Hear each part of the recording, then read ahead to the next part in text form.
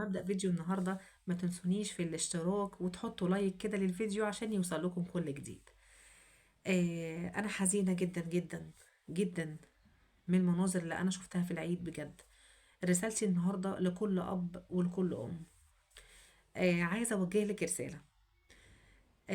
وانتي رايحه تجيبي اللبس لعيالك، انتي مش بتشوفي اللبس عليهم؟ بالله عليكي انتي مش بتشوفي اللبس؟ طب انتي ليه كأم، انتي ليه كأم ترضي اللي بنتك تلبس كده؟ ليه يا حبيبة قلبي؟ ليه؟ ليه دلع بنتك مش اللي انتي تلبسيها اللي هي عايزاه؟ راحت بنتك مش في اللي انتي تحط لها ميك اب وتحط لها لانسز وتحط لها الحاجات ديت. عمر ما كانت دلع بالحاجات ديت. انا ادلع بنتي افسحها، ادلع بنتي اجيب لها اي حاجة هي عايزة تلبسها تكون محترمة. اي حاجة عايزة تلبسها تكون محترمة. ما ينفعش المناظر اللي انا شفتها، ما ينفعش يا جماعة. بالله عليكم يا ريت تاخدوا الكلام ده كله بالله عليكم تعملوا بيه. والله العظيم الدلع ما باللبس الضيق. انا شفت مناظر والله العظيم، انا جيت البيت بص عيطت جامد جدا. يعني الدنيا خلاص، الدنيا خلاص. انا قاعده يعني وانا ماشيه في الشارع بفسح بناتي ببص كده اكني بحلم. والله العظيم اكني بحلم. اللبس مش معقول، مش معقول. لما يكون بنت عمرها لا يتخطى ال10 سنين، 11، طب نقول 11 سنة، حتى ميك اب، حتى لانسز، عاملة شعرها لون. ليه؟ ليه ولابسة لبس استغفر الله العظيم يا رب، ربنا يرحمنا برحمته. لابسة لبس وحش جدا جدا. ليه؟ ليه انا كأم اقبل على كده، اقبل على بنتي كده؟ طب انتي يا حبيبتي وانتي بتلبسيها اللبس ده وعارفة ان هي طالعة في الشارع وعارفة ان هي اتقال لها افظع الكلام، وعارفة ان الشباب هتضايقها في الشارع، امشيها كده ليه؟ امشيها كده ليه؟ البسها كده ليه؟ ما البسها لبس يعني محترم، محترم. على فكرة انا عايزة اقول لكم على حاجة. انا مش بقول لكم كل الكلام ده عشان خاطر انا لابسة نقاب، لا. انا في يعني يعتبر مفيش الا واحدة بس في عيلتي لابسة نقاب.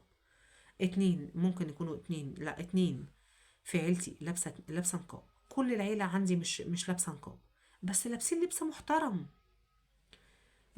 مش عشان انتي لابسه نقاب يعني مش شرط ان انا اقولك البسي نقاب، لا لا. انا بقولك البسي لبس محترم، انا بقولك لبسي بناتك لبس محترم. وانت كأب فين دورك؟ فين دورك كأب؟ بالله عليكم يا جماعه، بالله عليكم حافظوا على البنات شويه. انت دورك كأب فين؟ فين انت؟ فين انت اول ما اللبس يجي قيسي اللبس، قيسي وريني، قيسي وريني. يعني ابويا الله يرحمه، الله يرحمه ويحسن اليه ويجعل مثواه الجنه يا رب.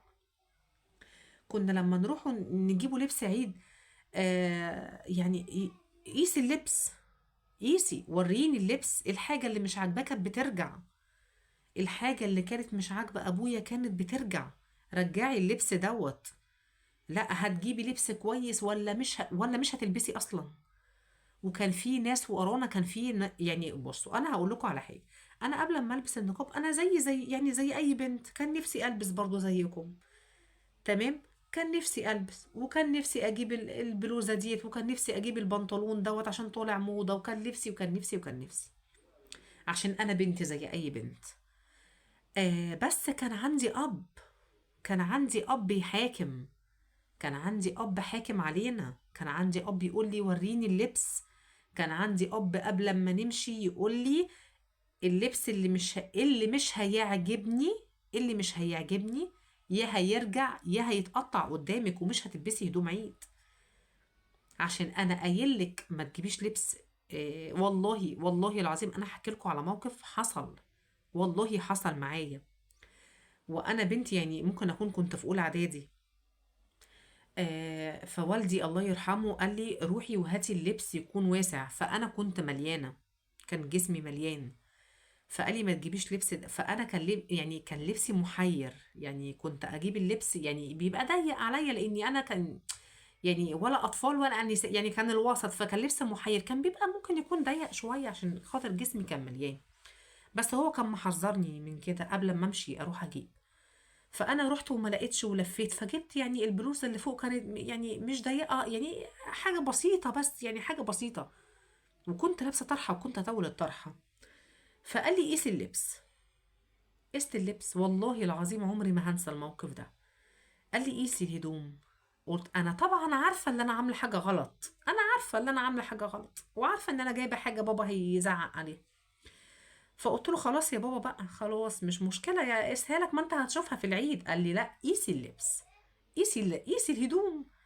طب انا رايحه وعارفه اللي هو هيزعق عليها، وقست الهدوم. شاف الهدوم قال لي طيب بصي، انا مش قلتلك ما تجيبيش لبس ضيق؟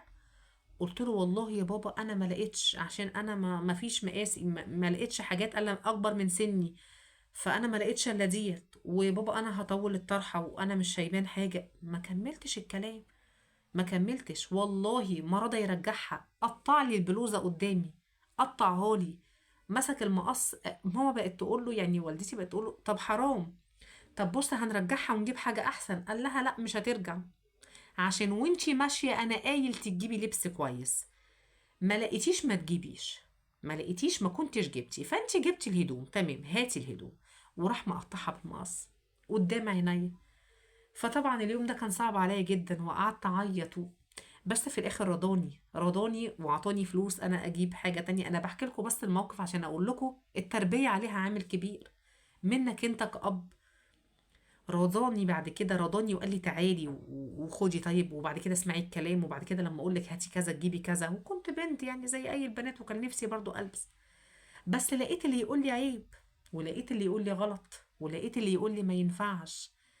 طلعنا نلبس، يعني خلاص احنا كنا يعني في اولى اعدادي، كنا صغيرين طبعا، طلعنا نلبس لبس واسع، وطلعنا حابين الاحترام، وحببنا والدي في الاحترام، وطلعنا بنربي عيالنا برضو على الاحترام.